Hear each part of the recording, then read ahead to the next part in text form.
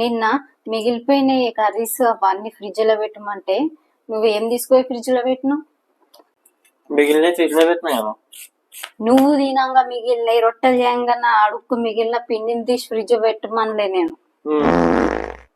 నేను రొట్టెలు చేయంగా ఇంత పిండి పక్కకున్నదా అది ఫ్రిడ్జ్ లో పెట్టు కలిపిన పిండి. ఇంకా నిన్న మనం చికెన్ కర్రీ చేసుకున్నాం కదా నైట్, ఆ కర్రీ ఇంత మిగిలింది ఫ్రిడ్జ్ లో పెట్టు అంటే నువ్వు తినంగా మిగిలిన చికెన్ బొక్కలు తిన్నాక బొక్కలు అద్ది ఆ పళ్ళెం ఫ్రిడ్జ్ లో పెట్టిను.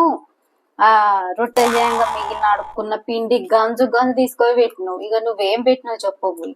ఆ విషయము నువ్వు ముందు క్లారిటీగా చెప్పాలి. నేను తిన్నాక మిగిలిన పెట్టమన్నావా లేకపోతే కిచెన్ లో మిగిలిన పెట్టమన్నావా అని చెప్పి. నువ్వు మిగిలిన పెట్టినా కాబట్టి అని చెప్పిన కాబట్టి నేను తినగా మిగిలిన పెట్టేసిన. ఇంకొకసారి చెప్పొద్దు నీకు అన్నట్టుగా నువ్వు అన్ని చేసినావు, నాకు అర్థమైంది. కానీ నువ్వు క్లారిటీ మిస్ చేసి నాకు అర్థమైంది. ఇంకొకసారి నీకు ఏం చెప్పొద్దు అని అట్లా చేసినావు. కానీ నెక్స్ట్ టైం కూడా నీకే చెప్తావు. నేను ఎప్పుడు కరెక్ట్ గానే ఉంటా.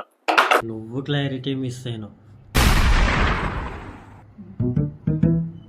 సరే గాని జ్యూస్ అబ్బో జ్యూస్ తెచ్చినా వచ్చింది. అందుకే నాకు వంట ఇష్టం. అందుకే నువ్వు అబ్బో